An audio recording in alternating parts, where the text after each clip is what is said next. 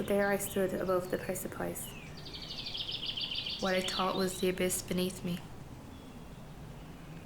Upon closer inspection, it was the grave of me that had carried these dead flowers and had clawed at the walls of this hole.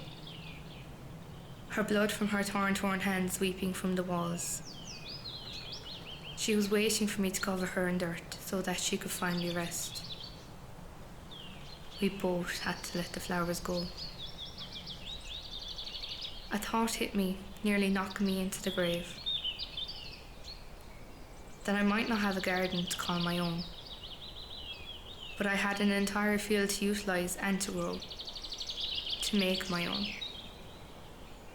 I didn't need walls to be a wallflower, or the smell of rotted flowers to help me grow, but for the sun to sing me reassurances when I doubted that I could grow, and for the moon to listen to my woes and to soothe my soul, for the stars to guide me through uncharted glades, and for the clouds to inspire me with their funny shapes, for the wind to whisper sweet nothings to me,